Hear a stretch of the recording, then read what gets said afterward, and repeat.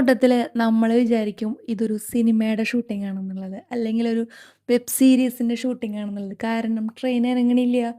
പക്ഷേ ഇതൊന്നുമല്ല.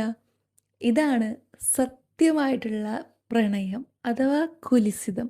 കുലിസിതം എന്ന് കുശുമ്പുള്ളവർ പറയണതാണ് കേട്ടോ. പക്ഷെ ശരിക്കും ഇത് എന്റെ അനിയൻ എന്നെ വിളിച്ചിട്ട് എന്റെ അടുത്ത് പറഞ്ഞു, ചേച്ചി നിന്റെ ഒരു ഫോട്ടോ അതായത് നീ റീസെന്റ് അപ്ലോഡ് ചെയ്ത ഇൻസ്റ്റഗ്രാമിൽ. എല്ലാവർക്കും നമസ്കാരം. എന്തോന്നടേ അപരാധങ്ങൾ മാത്രം. ഞാൻ ആദ്യമേ ഒരു ഡിസ്ക്ലൈമർ പറയാം, വേറെ ഒന്നുമില്ല. ഈ വീഡിയോ കണ്ടതിന് ശേഷം ഈ അപരാധികൾ ആരെങ്കിലും വഴി എന്നെ കോണ്ടാക്ട് ചെയ്യാൻ നിൽക്കണ്ട. അതിന്റെ റീസൺ ഞാൻ വീഡിയോ റിമൂവ് ചെയ്യത്തില്ല. കഴിഞ്ഞ പ്രാവശ്യം 2 പിള്ളേർ സെറ്റ് 10-20 വയസ്സായതൊക്കെ കടികൾ കാണിച്ചും കൊണ്ട് ട്രെയിനിൽ കിടന്ന് കാണിച്ച അപരാധം വീഡിയോ കിടന്ന് വിളിച്ച് എന്നെ ശല്യം ചെയ്ത് അവസാനം ഞാൻ ബ്ലർ ചെയ്ത് കൊടുത്ത്. അത് വെറും എന്റെ പിച്ചായിട്ടങ്ങ് കൂട്ടിയാൽ മതി. ഇനി ഇതുപോലത്തെ അപരാധി മക്കൾ കിടന്ന് കാണിക്കുന്ന ഒരു കഴപ്പുകൾക്കും ഞാൻ ഒരിക്കലും റിമൂവ് ചെയ്ത് കൊടുക്കത്തില്ല. ഇതൊക്കെ എന്ത് കടികളാണ് കാണിക്കുന്നത്? പരിസര ബോധം പോലും ഇല്ലാത്ത അപരാധി മക്കള് ഇതൊക്കെ എന്ത് അപരാധിക്കുക? ട്രെയിനിനടുത്ത് അപരാധിക്കുക, ലിറ്ററലി അപരാധിക്കുക. കണ്ടപ്പോ തന്നെ ഞാനൊക്കെ എത്ര വർഷം കൊണ്ട് ട്രെയിനിൽ പോണു. ഞാന് 2018 ഡിഗ്രിക്ക് കയറിയ കാലഘട്ടത്ത് ആദ്യം ഒരു 1.5 മാസം ഞാൻ ട്രെയിനിലാണ് കോളേജിൽ പോയിക്കൊണ്ടിരുന്നത്. പിന്നെ വേറെ അഡ്മിഷൻ മാറി എടുക്കുന്നവരെ ഞാൻ ഒരു ദൂര സ്ഥലത്ത് ട്രെയിനിലാണ് കോളേജിൽ പോയിക്കൊണ്ടിരുന്നത് 1.5 മാസം. എന്നിട്ട് ഞാൻ അല്ലാതെ ഇപ്പോഴും ഇടയ്ക്കൊക്കെ ഞാൻ ട്രെയിനിലൊക്കെ യാത്ര ചെയ്യാറുണ്ട്. ഈ പറയുന്ന ആലപ്പുഴ, കോട്ടയം, അങ്ങനെ ഇങ്ങനെ നമ്മളെ കോഴിക്കോട്, അങ്ങനെ ഇങ്ങനെയൊക്കെ ഞാൻ യാത്ര ചെയ്യുന്ന സമയത്തെല്ലാം ട്രെയിനിലാണ് പോകാറ്. ഇന്നേ വരെ ഒരനുഭവം എനിക്കുണ്ടായില്ലല്ലോ. ഈ നെഞ്ചിൽ കുടിയിറുക്കം എനിക്ക് ഇതുവരെ ഉണ്ടായിട്ടില്ല. ഇതൊക്കെ എന്തുവാടാ നടക്കുന്നത്? എന്തായാലും വീഡിയോ ആദ്യമായി കാണുന്ന ചാനൽ സബ്സ്ക്രൈബ് ചെയ്യാനും വീഡിയോ ലൈക്ക് ചെയ്യാനും ഹൈപ്പ് കൊടുക്കാനും മറക്കണ്ട. നമുക്ക് അപരാധികളുടെ അപരാധങ്ങൾ കണ്ടു തുടങ്ങാം. എന്റെ പൊന്നളിയ, ഞാൻ ആദ്യമേ പറയുന്നത്, ഒരു അപരാധി മക്കളും എന്നെ കോൺടാക്ട് ചെയ്യില്ല വീഡിയോ റിമൂവ് ചെയ്യാനായിട്ട്. ഞാൻ ചെയ്യത്തില്ല കേട്ടോ. അത് പറഞ്ഞില്ല കേട്ടില്ല എന്ന് ഇനി വെക്കണ്ട. അപ്പൊ ഈ തൈക്കളവയാണ് ട്രെയിനിന്റെ അകത്ത് കിടന്ന് കഴപ്പ് കാണിക്കുന്നത്. എന്റെ പൊന്നമ്മച്ചി, നിനക്ക് വീട്ടിന്റെ അകത്ത് കിടന്നു എല്ലാം ചെയ്തിട്ട്, അല്ലെ വല്ലയിടത്ത് നിനക്കൊക്കെ റൂം എടുത്തൂടെ? നീക്ക് എന്ത് കഴപ്പ് തന്നെ കാണിക്കുന്നത്? കോപ്പ് നോട്ടത്തില് നമ്മൾ വിചാരിക്കും ഇതൊരു സിനിമയുടെ ഷൂട്ടിംഗ് ആണെന്നുള്ളത്, അല്ലെങ്കിൽ ഒരു വെബ് സീരീസിന്റെ ഷൂട്ടിംഗ് ആണെന്നുള്ളത്. കാരണം ട്രെയിൻ ഇറങ്ങണില്ല. പക്ഷെ ഇതൊന്നുമല്ല. ഇതാണ് സത്യമായിട്ടുള്ള പ്രണയം അഥവാ കുലിസിതം. കുലിസിതം എന്ന് കുശുമ്പുള്ളവർ പറയണതാണ് കേട്ടോ. പക്ഷെ ശരിക്കും ഇത് പ്രേമാണ്. ഇതിങ്ങനെ പ്രേമം അടക്കാൻ പറ്റാത്ത പ്രേമം എന്ന് പറയുമ്പോൾ കാമം അതും കൂടി മിക്സ് ചെയ്യുന്നതാണ് ഈ പ്രേമം. പ്രണയം എന്ന് പറയുമ്പോൾ മാംസനിബന്ധമല്ലാത്ത രാഗമാണ് ഈ പ്രണയം. അപ്പൊ ഈ പ്രേമം ഇങ്ങനെ മൂത്ത് ഉള്ളടക്കാൻ പറ്റാതെ വരുന്ന സാഹചര്യത്തില് ട്രെയിനാണെന്നോ അല്ലെങ്കിൽ ബസ്സാണെന്നോ അല്ലെങ്കിൽ ബസ് സ്റ്റോപ്പാണെന്നോ ക്ലാസ് മുറിയാണെന്നൊന്നും ഈ ചേട്ടനും ചേച്ചിമാർക്കൊന്നും ബോധോദയം ഉണ്ടാവില്ല. അവർക്ക് ഉള്ളിലുള്ള ആ ഒരു തീ അണയാനുള്ളൊരു വെപ്രാളായിരിക്കും ഉണ്ടായിരിക്കുക. കുറ്റം പറയാനും പറ്റില്ല. കുറ്റം പറയാൻ പറ്റൂല. കഴപ്പ് മൂത്തിന് നമുക്കതിനെ കുറ്റം പറയാൻ പറ്റൂ? എങ്ങനെ കഴപ്പിനെ കുറ്റം പറയാൻ പറ്റും? കടി, 1-ാം തരം കടി. എൻ്റെ പൊന്ന അപരാധികളെ, നിനക്കൊക്കെ ഈ ട്രെയിനിൻ്റെ അകത്തും ബസ്സിൻ്റെ അകത്തും മറ്റേ കാറിൻ്റെ ഇടയിലും അടിയിലും ഒക്കെ അല്ലാണ്ട് വേറെ ഒരു സ്ഥലവുമില്ലേ? ഞാൻ ലേറ്റസ്റ്റ് ആയിട്ട് ഒരു സംഭവം ഞാൻ പറഞ്ഞുതരാം. അതായത് നമ്മൾ 4 പേരുണ്ടായിരുന്നു. നമ്മളെ ഫ്രണ്ട്സുമായിട്ട് ഒരു സ്ഥലത്ത് നമ്മൾ പോയി വണ്ടി കൊണ്ട് ഒതുക്കിയായിരുന്നു. കാറ് തണലത്ത് ഒന്ന് വണ്ടി ഒതുക്കിയായിരുന്നു. അതായത് ഒരു ഫ്രണ്ടിനൊന്ന് ഒമിറ്റ് ചെയ്യണമായിരുന്നു. അതിന് വേണ്ടിയിട്ട് വണ്ടി ഒന്ന് ഒതുക്കിയ സമയത്ത് തൊട്ടിപ്പുറത്തൊരു കാറ് കിടക്കുകയാണ്. ഈ കാറിൻ്റെ അകത്ത് നടന്ന പരിപാടി എനിക്ക് പച്ചയ്ക്ക് പറയാൻ പറ്റത്തില്ല. നിങ്ങൾ ഇപ്പം മനസ്സിൽ ചിന്തിച്ചില്ല, അത് തന്നെയാണ്. എന്തുവാടാ ഇവിടെ 10, 800, 1000, 1200, 1500 പോട്ട് 2000 രൂപ കൊടുത്തൊരു റൂമറേ കൊണ്ടുപോയി പ്ലക്കടേ. അല്ലാണ്ട് റോട്ടിലും വഴിയിലും ഒക്കെ കിടന്നല്ല പ്ലക്കേണ്ടത്. ഇവനൊക്കെ കാർ ഒതുക്കി ഇട്ടിട്ട് അപരാധങ്ങൾ ഇതിൻ്റെ അകത്തിടന്ന് കാണിക്കുമ്പോൾ വഴിയിൽ കൂടി കൊച്ചു പിള്ളേർ പോവാം, ചിലപ്പോൾ ഫാമിലി ആയിട്ട് പോവാം, പിള്ളേരെയും കൊണ്ട് ഫാമിലി ആയിട്ട് പോവാം. ഇങ്ങനെയൊക്കെ പോകുന്നവർ ഇത് കാണുന്ന സമയത്ത് അവരുടെയൊക്കെ ഉള്ളിൽ കയറുന്നൊരു സാധനം എന്തായിരിക്കും? പ്രത്യേകിച്ച് വലിയവരെ വിട്, ഈ കുട്ടികൾ ഇത് കാണുന്നുണ്ടെങ്കിൽ അവരുടെ മനസ്സിൽ എന്തായിരിക്കും നീയൊക്കെ ഇഞ്ചക്ട് ചെയ്യുന്നത്? മോളുകളെ ഇപ്പൊ ഈ ട്രെയിനിൻ്റെ അകത്ത് ഇടുന്ന അപരാധം കാണിക്കുന്നുണ്ട്. ചുറ്റും ആരുമില്ല. മുകളിലിരുന്ന് ഏവനോ കറക്റ്റായിട്ട് അടിപൊളിയായിട്ട് വീഡിയോ എടുക്കുന്നുണ്ട്. ഏവനോ അല്ല, ഏതോ പെൺകുട്ടിയാണെന്ന് തോന്നുന്നെടുത്ത. ഇനി പുറത്ത് എത്രയോ ആൾക്കാർ നടന്നു പോകും, ഇവരെല്ലാവരും കാണത്തില്ലേ?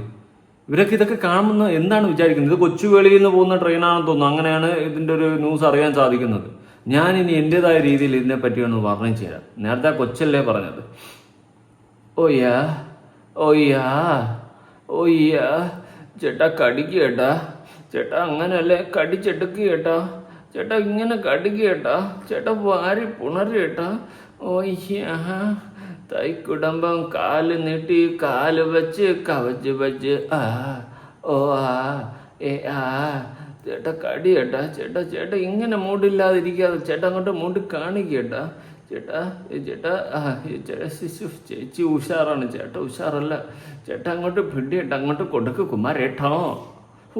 ആരാടാ വീഡിയോ എടുത്തോണ്ടിരിക്കുന്നത്? അങ്ങോട്ട് പിടിച്ച് അടിച്ച് കൊട്. ഇതെന്തുവാ ചേട്ടാ കൊണ്ടേ.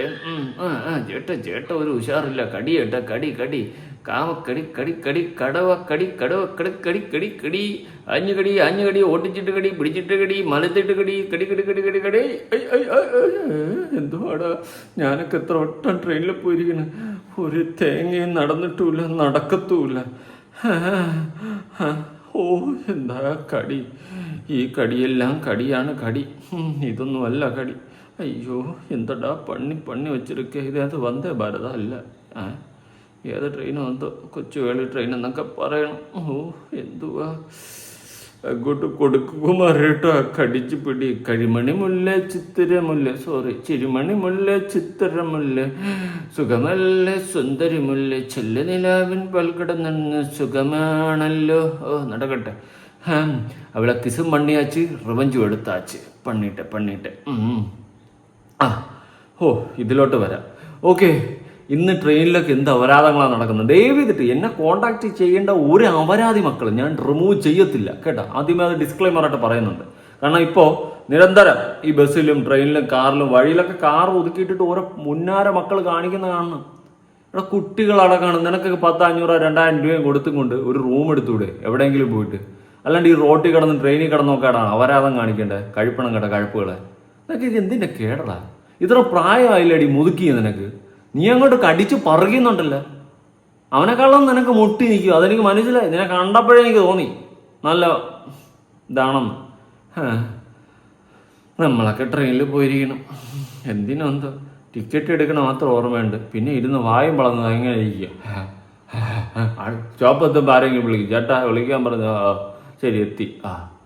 ഇതാണ് നമ്മുടെയൊക്കെ അവസ്ഥ. ഒന്ന് കാണാൻ പോയിട്ട് പറഞ്ഞിട്ട് കാര്യമില്ല. ഇതൊന്നും നന്നാവില്ല, നന്നാക്കണം. ഇതുപോലെ തന്നെ ഇതുപോലെ അപരാധങ്ങൾ കാണുന്നത് വീഡിയോ എടുത്തിട്ട് ഇവരെ ഫേസ് പോലും ബ്ലർ ചെയ്ത് എടുത്ത് നാട്ടുകാരെ കാണിക്കണം. അത് തന്നെയാണ് ചെയ്യേണ്ടത്. ഞാൻ എന്തായാലും കാണിക്കാതിരിക്കേണ്ട കാര്യമൊന്നുമില്ല. ഇതുപോലത്തെ ഒരു ഇന്നാര മക്കളും ഇനി സൂക്ഷിച്ച് ജീവിക്കേണ്ട. ബസ്സിലും ട്രെയിനിലും ഒക്കെ അപരാധങ്ങൾ കാണിക്കാൻ വേണ്ടിയിട്ട് ഇറങ്ങിത്തിരിക്കുക അപരാധി മക്കൾ. ഇനി വേറൊരു വീഡിയോ എടുക്കുക. മീഡിയ ഒന്നിൽ വന്നിട്ടുള്ള ന്യൂസിൽ വന്നിട്ടുള്ളതാണ്. അതായത് ഈ ടെലഗ്രാം ഈ ഗ്രൂപ്പുകളുടെ മറവിലും ഒരുപാട് തന്തയിലാത്ത പരിപാടികൾ നടക്കുന്നുണ്ട്. അതായത് കുട്ടികളെ മോർഫ് ചെയ്തും അതുപോലെ AI വെച്ചിട്ട് പല രീതിയിലുള്ള ഫോട്ടോസ്, പിന്നെ വീട്ടിലെ അമ്മമാരുടെയും ഇങ്ങനത്തെ കുറേ വൃത്തികെട്ട രീതിയിലുള്ള ഫോട്ടോസും കാര്യങ്ങളൊക്കെ ഈ ടെലഗ്രാം ഗ്രൂപ്പുകളിൽ ഷെയർ ചെയ്തിട്ട് പലവിധ മോശം കാര്യങ്ങൾ അവിടെ നടക്കുന്നുണ്ട്. ഇതൊക്കെ ഷെയർ ചെയ്യുന്നതും അങ്ങോട്ടും ഇങ്ങോട്ടൊക്കെ ചെയ്യുന്ന ചില കൊച്ചുപിള്ളേർ അടക്കം, അൺറേജിലുള്ള കുട്ടികളടക്കം ഇമാതിരി പരിപാടികളൊക്കെ ചെയ്യുന്നുണ്ട്. ഉറപ്പായിട്ട് പാരൻസ് മക്കൾക്ക് ഫോൺ മേടിച്ച് കൊടുക്കാതിരിക്കുക. കുട്ടികൾക്ക് ഫോൺ മേടിച്ച് കൊടുക്കരുത്. ഒരു 20-21 വയസ്സാകുമ്പോൾ അല്ലാണ്ട് ഫോൺ മേടിച്ച് കൊടുക്കല്ലേ. ഡിഗ്രിയൊക്കെ ആയാലും വാങ്ങിക്കൊടുത്തു കഴിഞ്ഞാലും വീട്ടിൽ പാരൻസ് മൊബൈൽ ചെക്ക് ചെയ്യുക. കുട്ടികൾക്ക് പ്രത്യേകിച്ച് ഫോൺ കൊടുക്കരുത്. ഇന്ന് ടെലഗ്രാമിൽ ഇതിലൊക്കെ കയറി എന്തൊക്കെ അപരാധങ്ങളാണ് പിള്ളേർ കാട്ടിക്കൂട്ടുന്നത് നിങ്ങൾക്ക് അറിയത്തില്ല. അവർക്ക് എന്താണ് ചെയ്യുന്നതെന്ന് പോലും അറിഞ്ഞുകൂടാ. ഇത് നല്ലതാണോ തെറ്റാണോ എന്ന് പോലും ചിന്തിക്കുന്നില്ല. അറിഞ്ഞുകൂടാ എന്ന് പറയില്ല, ചിന്തിക്കൂല. അങ്ങ് അപരാധങ്ങൾ കാണിക്കുക. സ്വന്തം അമ്മയുടെയും പെങ്ങളുടെയും അടക്കം എടുത്ത് ഫോട്ടോസ് ടെലഗ്രാം ഗ്രൂപ്പുകളിലിട്ട് വിൽക്കുന്ന ചരിത്രങ്ങൾ വരെ ഉണ്ട്. അതുകൊണ്ട് ദയവേദിട്ട് മാതാപിതാക്കൾ ഫോൺ കുട്ടികൾക്ക് കൊടുക്കരുത്. വലിയ ഒരു വിപത്തിലോട്ടാണ് നിങ്ങൾ തള്ളി വിട്ടുകൊണ്ടിരിക്കുന്ന പുതുതലമുറയെ. ഇന്നത്തെ തലമുറയിലെ പിള്ളേർ എന്തുകൊണ്ട് തല തിരിഞ്ഞ് വളരുന്നു? അതിൻ്റെ റീസൺ മാതാപിതാക്കൾക്ക് തന്നെയാണ് ഒരു 90% പങ്ക്. പണമുണ്ടാക്കുന്നതിൻ്റെ പിന്നാലെ ഓടുന്നതല്ലാണ്ട് മക്കൾക്ക് നല്ലതും ചീത്തയും പറഞ്ഞു കൊടുക്കാൻ മാതാപിതാക്കൾക്ക് ഇന്ന് സമയമില്ല. ഒന്നും പറയാനില്ല. എന്തായാലും ഈ ലേഡി പ്രതികരിക്കുന്ന നമുക്കൊന്ന് കേട്ടു നോക്കാം. അവരുടെ സ്വന്തം അനുഭവമാണ്. അവരുടെ സഹോദരനെങ്ങാണ്ട് ഫോട്ടോസ് എന്തോ കണ്ട് നമുക്ക് കേൾക്കാം, അവർ തന്നെ പറയട്ടെ. ചേച്ചി എന്റെ അനിയൻ എന്നെ വിളിച്ചിട്ട് എന്റെ അടുത്ത് പറഞ്ഞു, ചേച്ചി നിന്റെ ഒരു ഫോട്ടോ, അതായത് നീ റീസെന്റ് അപ്ലോഡ് ചെയ്ത ഇൻസ്റ്റഗ്രാമിൽ പോസ്റ്റ് ചെയ്തേക്കുന്ന ഒരു ഫോട്ടോ വേറൊരു ടെലഗ്രാമിൽ ഒരു ന്യൂഡായിട്ടുള്ള ഫോട്ടോസ് മാത്രം ഷെയർ ചെയ്യുന്ന തുണ്ട് ഗ്രൂപ്പ് എന്ന് പറയും. അത് അറിഞ്ഞത് ഇങ്ങനെ ഒരു ഗ്രൂപ്പിൽ നിന്റെ കുറച്ച് ഫോട്ടോസ് വന്നിട്ടുണ്ട്, വീഡിയോ ഫോട്ടോ ഒക്കെ വന്നിട്ടുണ്ട് എന്ന് പറഞ്ഞു. ഈ വള്ളിക്കുന്ന് പരിസരത്തുള്ള എല്ലാ പെൺകുട്ടികളും എല്ലാ അമ്മമാരും ചേച്ചിമാരും ശ്രദ്ധിച്ചോളാം, നിങ്ങളുടെയൊക്കെ ഫോട്ടോസ് ഇവൻ അപ്ലോഡ് ചെയ്തിട്ടുണ്ടായിരിക്കും, 100% ഉറപ്പാണ്. ഇവൻ ഈ ഇടയ്ക്ക് കുറച്ച് ദിവസങ്ങളായിട്ട് എന്നെ മെന്റലി ടോർച്ചർ ചെയ്തുകൊണ്ടിരിക്കുന്ന ഒരു വിഷയത്തിനെ കുറിച്ചിട്ട്, എന്റെ മാത്രം വിഷയമല്ല, അത് ഒരുപാട് പെൺകുട്ടികളുടെ പ്രശ്നമാണ്. അതിനെ കുറിച്ച് സംസാരിക്കാൻ വേണ്ടിയിട്ടാണ് ഞാൻ ഈ ഒരു വീഡിയോ ഇടുന്നത്. ഇപ്പൊ കുറച്ച് ദിവസമായിട്ട് എന്റെ പ്രൊഫൈലില്, എന്റെ സ്റ്റോറിയിലും സ്റ്റാറ്റസിലും ഒക്കെ സ്ഥിരമായിട്ട് ഒരുപാട് സ്ക്രീൻഷോട്ട്സുകൾ ഞാൻ ഇങ്ങനെ സ്റ്റോറി ആയിട്ടും സ്റ്റാറ്റസ് ആയിട്ടും ഇട്ടുകൊണ്ടിരിക്കുന്നുണ്ട്. അപ്പൊ കുറെ പേര് എന്റെ അടുത്ത് ചോദിക്കുന്നുണ്ട്, ഇത് എന്താ സംഭവം, എന്താ പറ്റി, എന്താ സംഭവം. ചില ആൾക്കാർക്കൊക്കെ അറിയാം, ചില ആൾക്കാർക്കൊന്നും അറിയില്ല. അപ്പൊ ഇത് എല്ലാവർക്കും ആയിട്ടുള്ള ഒരു ഇൻഫർമേഷൻ ആണ്. ഇത് എല്ലാവരും ഒന്ന് ശ്രദ്ധിച്ചിരിക്കണം. എനിക്കൊക്കെ പറ്റിപ്പോയ ഒരു പ്രശ്നം, ഒരു മെന്റൽ സ്ട്രെസ് വേറെ ആർക്കും വരാതിരിക്കാനും പിന്നെ ഇങ്ങനെ ഉള്ള ആൾക്കാരെ നിയമത്തിന് മുന്നിൽ കൊണ്ടുവരാനും വേണ്ടിയിട്ടാണ് ഞാൻ ഈ ഒരു വീഡിയോ ഞാൻ ചെയ്യുന്നത്.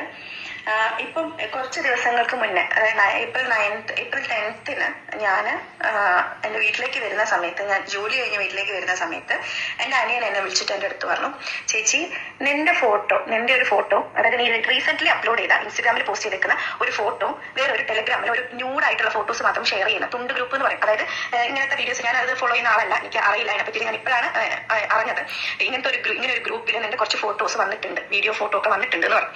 അപ്പം ഞാൻ സോഷ്യൽ മീഡിയ, എന്തായാലും സഹോദരൻ ആ ഗ്രൂപ്പിൽ ഉണ്ടാവണം, അല്ലാതെ അവനെ അറിയാൻ പറ്റത്തില്ലല്ലോ. എന്തായാലും കൊള്ളാം. എൻ്റെ പൊന്ന് സഹോദര, നിന്റെ സഹോദരിയുടെ ഫോട്ടോ വന്നപ്പോൾ നിനക്ക് പൊള്ളിയല്ലേ?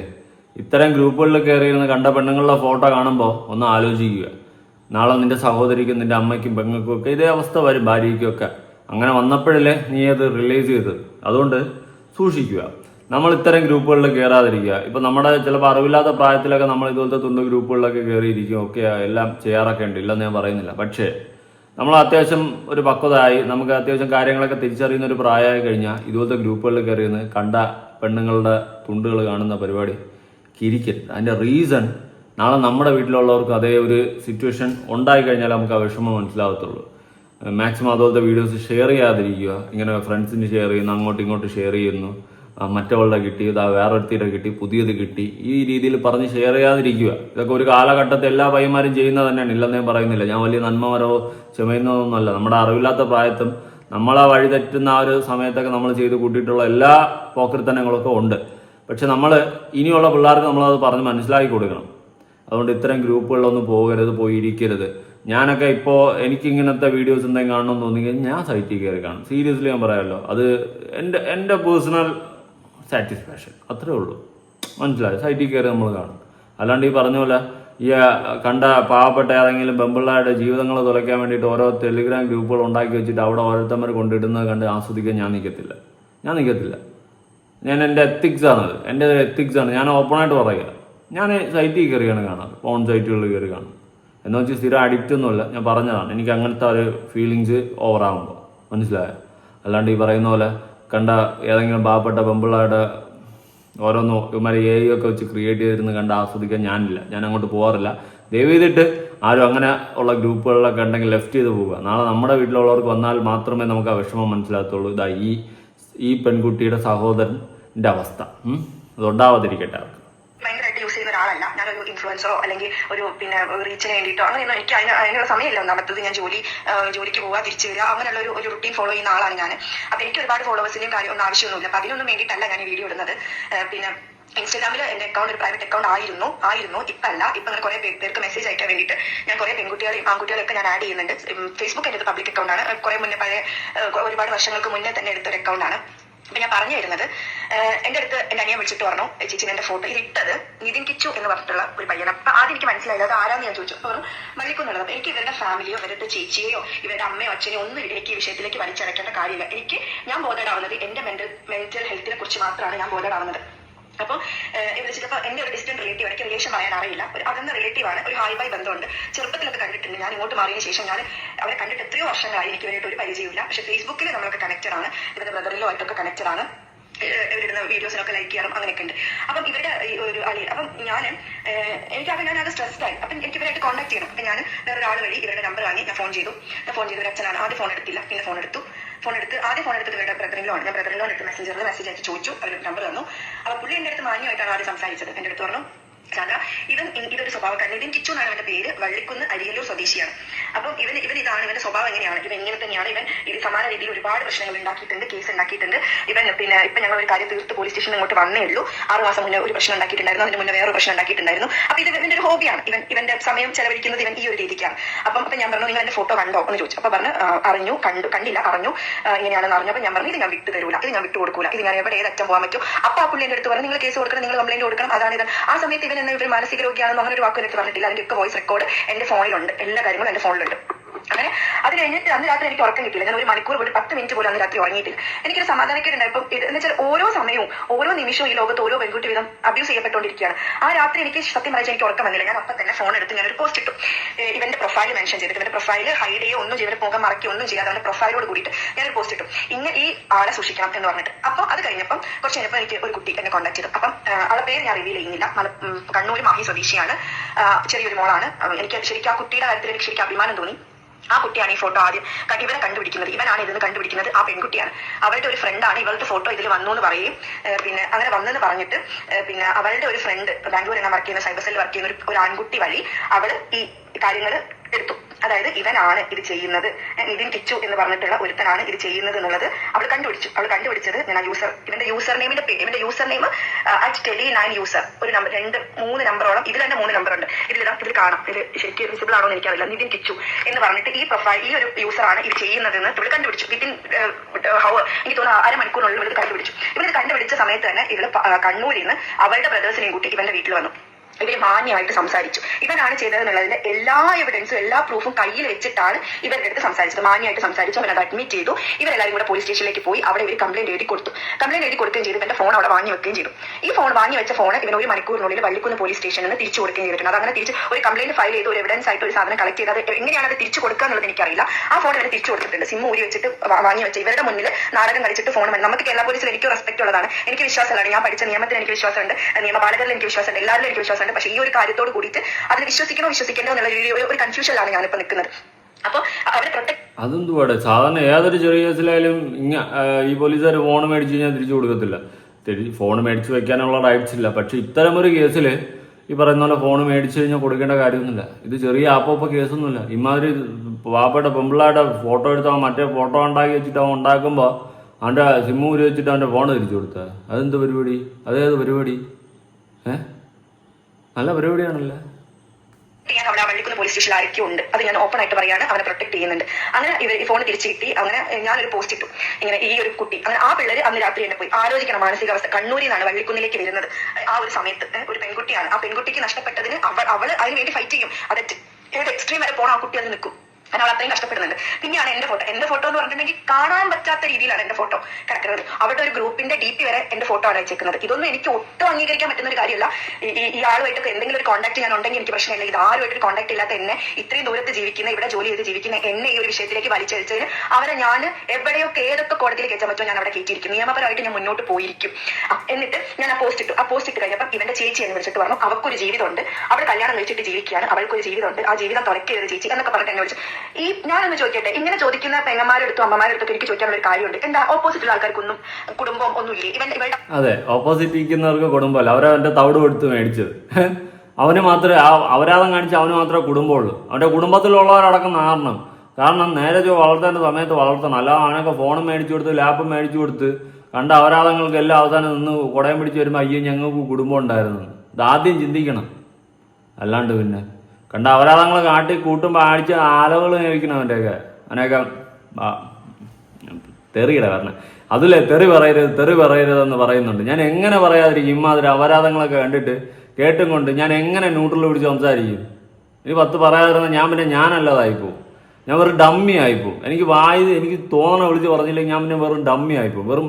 വെറും എന്തോ ഒരു ഇതായിപ്പോവും. എനിക്ക് ഇരിക്കാനേ പറ്റുന്നുള്ളൂ. സോറി. അച്ഛൻ ഹെർണിയുടെ ഒരു ഭാഗം പൊത്തിപ്പിടിച്ച് ഓട്ടോ ഓടിച്ച് ജീവിക്കുകയാണെന്നൊക്കെ പറയുന്നത്. എനിക്ക് 2013 എന്റെ അച്ഛനെ എനിക്ക് നഷ്ടപ്പെടുന്നത്. പിന്നെ എന്റെ അമ്മയുള്ളത്. എന്റെ അമ്മയ്ക്ക് ഒരു സർജറി കഴിഞ്ഞിട്ടിരിക്കുക. എന്റെ അമ്മ ഇത് കാണുമ്പോൾ ഏത് രീതിയിലായിരിക്കും? ഞാൻ എങ്ങനെ എന്റെ അമ്മയുടെ മുഖത്ത് നോക്കും? അല്ലെങ്കിൽ എന്റെ അമ്മ ഒരു സ്വന്തം കുഞ്ഞിന്റെ കാര്യത്തിൽ, മോളെ കാര്യത്തിൽ എത്ര കൺസേൺ ഉണ്ടാകും? അതുപോലെ എത്ര അമ്മമാരുണ്ട് നമ്മുടെ ചുറ്റും. അമ്മമാരുടെ ഫോട്ടോസ് പോട്ടെ, ഞാൻ കാണിച്ചു തരാം. എനിക്ക് ഇത് ഫോട്ടോസ് ഒന്നും റിവീൽ ചെയ്യേണ്ട ആവശ്യമില്ല. എന്നാലും ഇതാ പെൺകുട്ടികളുടെ ഫോട്ടോസാണ്. ഇത്രയൊന്നല്ല, 1000 ഇത് അറിയുന്ന പെൺകുട്ടികളുടെ ഫോട്ടോസ് മാത്രം സ്ക്രീൻഷോട്ട് എടുത്ത് വെച്ചേക്കുന്നതാണ്. അറിയുന്ന പെൺകുട്ടികളുടെ മാത്രം. ഈ അറിയാത്തവർ ഇഷ്ടം പോലെ വേറെ കിടക്കുന്നുണ്ട്. 1000 ഫോട്ടോസ് ആണുള്ളത്. ഈ വള്ളിക്കുന്ന് പരിസരത്തുള്ള എല്ലാ പെൺകുട്ടികളും, എല്ലാ അമ്മമാരും ചേച്ചിമാരും ശ്രദ്ധിച്ചോളാം. നിങ്ങളുടെയൊക്കെ ഫോട്ടോസ് ഇവൻ അപ്ലോഡ് ചെയ്തിട്ടുണ്ടായിരിക്കും. 100% ഉറപ്പാണ്. കേട്ടല്ലോ, ഇത് ഞാൻ ഉണ്ടാക്കി പറഞ്ഞ കഥയെന്നല്ല, മീഡിയയിൽ വന്നിട്ടുള്ളതാണ്. ഇന്ന് എന്തിനാ ഇവിടെ നാട് മൊത്തം നശിച്ച് നാടാണത്തായിക്കൊണ്ടിരിക്കണം. ഇതെന്തുവാ ഇപ്പൊ പരിസര ബോധമില്ലാതെ പ്ലക്കിക്കൊണ്ട് നടക്കുന്നു. ഇപ്പൊ ഞാൻ നോക്കുമ്പം പണ്ട് ഞാനൊക്കെ പഠിക്കുന്ന സമയത്ത് റോഡിൽ പട്ടികൾ കിടന്ന് പ്ലക്കുന്നത് ഞാൻ കണ്ടിട്ടുണ്ട്. ഇപ്പൊ അതുപോലെയാണ് മനുഷ്യന്മാർ ട്രെയിനും ബസ്സും കാറും ഒക്കെ ഒതുക്കിയിട്ട് അവിടെ ഇവിടെയൊക്കെ ഇട്ട് അങ്ങോട്ട് പ്ലക്കുവാണ്. 10,000 രൂപ 2,000 രൂപ കൊടുത്ത് വല്ല റൂം എടുത്ത് പോവാതെ എന്ത് മൊത്തങ്ങ പരിപാടികളാണ് ഇന്ന് കാണിച്ചുകൊണ്ടിരിക്കുന്നത്. എനിക്കൊന്നും മനസ്സിലാവില്ല എന്താ ഈ കൊച്ചു കേരളത്തിൽ നടക്കുന്നത്. സത്യത്തിൽ എന്താ ഇവിടെ നടക്കുന്നത്? ഇനി അതിന് പുറമേതാ ഓരോന്ന് മറ്റേ ടെലഗ്രാം ഗ്രൂപ്പ് അത് ഇതെന്നൊക്കെ പറഞ്ഞ് നാട്ടിലുള്ള പെണ്ണുങ്ങളെ ഫോട്ടോസോ അതും ഇതും എടുത്തിട്ട് വൃത്തികെട്ട രീതിയിലാക്കിയിട്ട് അത് പരിപാടി. എന്തൊക്കെയാണ് നടക്കുന്നത്? ഇപ്പൊ വേറെ ഏതോ ഒരു ഇൻസ്റ്റാഗ്രാം പേജ് അങ്ങാണ്ട്, അതായത് ബസ്സിലും അവിടെ ഇവിടെയും കാണുന്ന പെണ്ണുങ്ങളുടെ മുഖം കാണിക്കാണ്ട് ശരീരഭാഗങ്ങൾ കാണിച്ചും കൊണ്ട് വീഡിയോ എടുത്ത് പ്രദർശിപ്പിച്ച് റീച്ച് ഉണ്ടാക്കും. ഫേസ്ബുക്ക് പേജാണെന്ന് തോന്നുന്നു. ഇങ്ങനെയൊക്കെ പല തന്തയില്ലായ്മകളും ഇപ്പൊ നടക്കുകയാണ്. ഇതിന്റെ ഒന്നും പൊരുളും അർത്ഥം ഒന്നും എനിക്ക് പിടികിട്ടുന്നില്ല. എന്താണ് ഇവിടെ നടക്കുന്നതെന്ന് പോലും എനിക്ക് മനസ്സിലാവുന്നില്ല. സീരിയസ്ലി. എന്തായാലും നിങ്ങളുടെ അഭിപ്രായങ്ങളും കാര്യങ്ങളൊക്കെ ഒന്ന് താഴെ കമന്റ് ചെയ്യും. നിങ്ങൾക്ക് ഇതൊക്കെ കണ്ടിട്ട് എന്ത് തോന്നുന്നു? കൊച്ചു കേരളം അല്ലടാ, നമ്മളെ കേരളം വലുതായി, തൊലഞ്ഞു വലുതായി. അത്ര എനിക്ക് പറയാനുള്ളൂ. പുതിയൊരു വീഡിയോ ആയിട്ടാണ്. ബൈ.